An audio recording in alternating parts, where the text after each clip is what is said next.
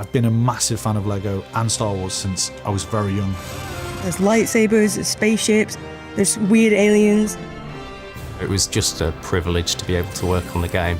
It's just a franchise that spans all generations. I'm going to make the jump to light speed.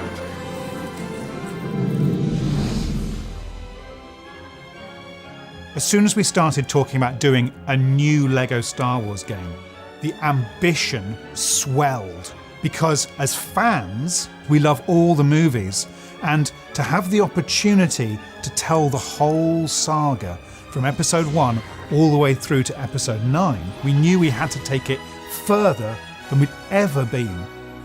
We started off by having regular meetings with Lego and Lucasfilm, discussing just everything about the visual design of Star Wars, what makes a Star Wars game, how we might integrate Lego into this game. They gave us access to all of their libraries, which was the greatest thing to be able to dig into. The storytelling throughout Lego Star Wars is incredible and filled with jokes and funny moments, because in a Lego game, we have freedom. You can use the humour and we can spin it. So Han Solo is still being Han Solo, but he might have a banana instead of a blaster or something like that.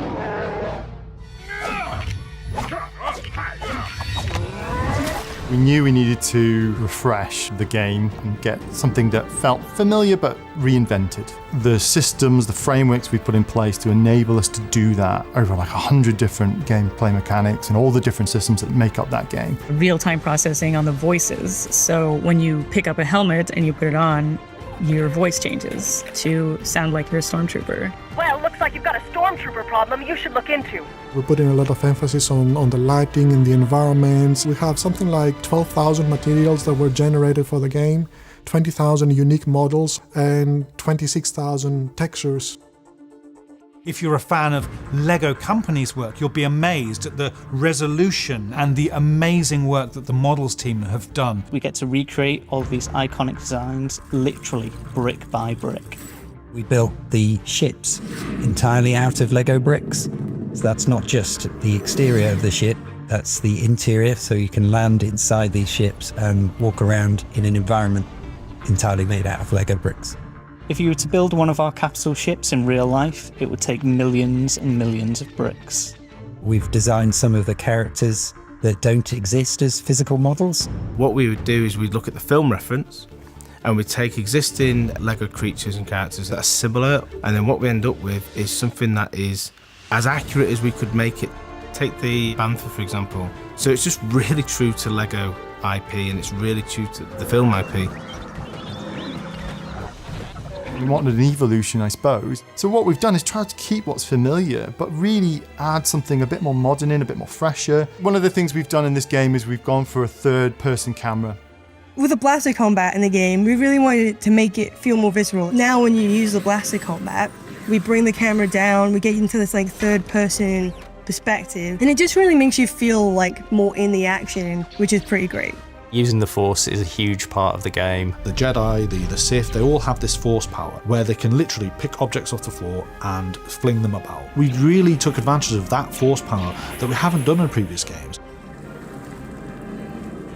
You can fly into space and there's like just interactions that will happen. Giant ships like a Star Destroyer coming in. You can try and fight it and you can defeat it and you can capture it and take it over.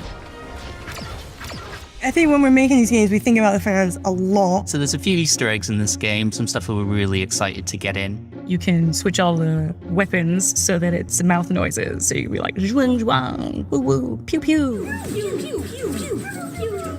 And of course, you might have heard of a little thing called mumble mode. So mumble mode is basically how the old Star Wars games were. We had to rely on animation, expression, and these sort of mumbles that mimicked the speech. It goes. Huh? Remember?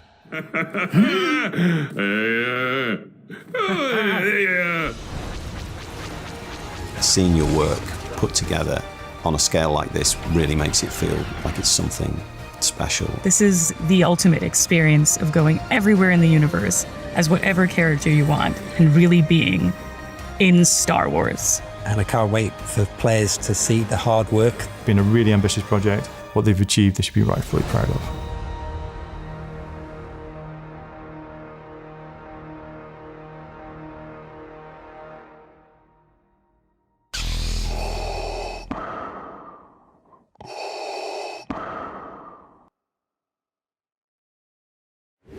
E aí, gostou do vídeo? Então se inscreva no Warner Play clicando aqui e a gente deixou outras 2 sugestões de vídeo pra você.